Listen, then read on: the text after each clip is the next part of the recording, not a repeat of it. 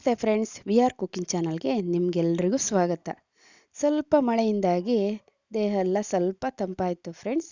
ಆದರೆ ಸಂಜೆ ಮಳೆ ಟೈಮಲ್ಲಿ ಸ್ನ್ಯಾಕ್ಸ್ ತಿನ್ನೋಕ್ಕೆ ಆಚೆ ಹೋಗೋಕ್ಕಾಗಲ್ವಲ್ಲ, ಏನು ಮಾಡೋದು ಅಂತ ಯೋಚನೆ ಮಾಡ್ತಾ ಇದ್ದೀರಾ? ಅಷ್ಟ್ಯಾಕೆ ಯೋಚನೆ, ಮನೆಯಲ್ಲೇ ಬೋಟಿ ಮಸಾಲೆ ರೆಡಿ ಮಾಡೋಣ.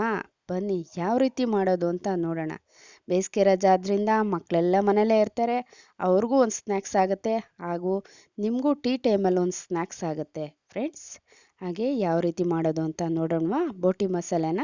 ಬನ್ನಿ ನೋಡಿ, ಈ ಥರ ದೊಡ್ಡ ಬೋಟಿನ ತೊಗೊಂಡಿದ್ದೀನಿ ಎಣ್ಣೆನಲ್ಲಿ ಕರೆದು ಫ್ರೆಂಡ್ಸ್. ನೋಡಿ, ಈ ರೀತಿಯಾಗಿ ಕಟ್ ಮಾಡ್ಕೊಳ್ಳಿ. ನಿಮ್ಗೆ ಯಾವ ರೀತಿ ಬಂದರೆ ಆ ರೀತಿ ಕಟ್ ಮಾಡ್ಕೊಳ್ಳಿ, ತೊಂದರೆ ಏನಿಲ್ಲ. ಕಟ್ ಆಗೋದ್ರೆ ಅದೇ ಪುಡಿನ ಬೋಟಿ ಮಸಾಲೆಗೆ ಸೇರಿಸ್ಬೋದು, ಏನು ಯೋಚನೆ ಬೇಡ. ನೋಡಿ ಫ್ರೆಂಡ್ಸ್, ಈ ರೀತಿ ಕಟ್ ಮಾಡ್ಕೊತಾ ಇದ್ದೀನಿ. ಹಾಗೆ ನೋಡಿ, ವಿ ಆರ್ ಕುಕಿಂಗ್ ಚಾನಲ್ನ ಎಲ್ಲರೂ ಸಬ್ಸ್ಕ್ರೈಬ್ ಮಾಡ್ಕೊಳ್ಳಿ.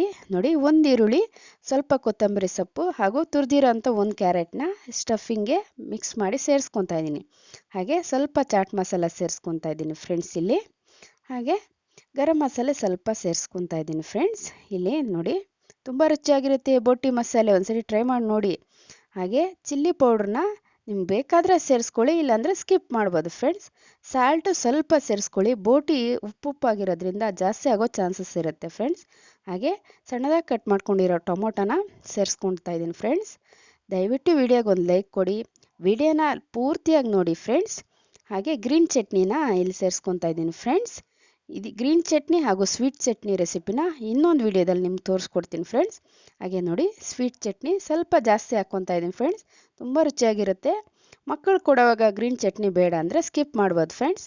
ನೋಡಿ, ಸೇವನ್ನ ಸ್ವಲ್ಪ ಸೇರಿಸ್ಕೊಂಡ್ರೆ ನೋಡಿ ಯಾವ ರೀತಿ ಸಿದ್ಧವಾಗಿದೆ ಬೋಟಿ ಮಸಾಲೆ. ಹಾಗೆ ಪುಡಿಯಾಗಿರೋಂಥ ಬೋಟಿನ ಸೇರಿಸ್ಕೊತಾ ಇದ್ದೀನಿ, ಬೇಡ ಅಂದರೆ ಸ್ಕಿಪ್ ಮಾಡ್ಬೋದು ಫ್ರೆಂಡ್ಸ್ ಇಲ್ಲಿ. ದಯವಿಟ್ಟು ವಿಡಿಯೋಗೆ ಒಂದು ಲೈಕ್ ಕೊಡಿ, ಯಾವ ರೀತಿ ಬಂತು ಅನ್ನೋದು ಕಮೆಂಟ್ ಮಾಡೋದು ಮರಿಬೇಡಿ.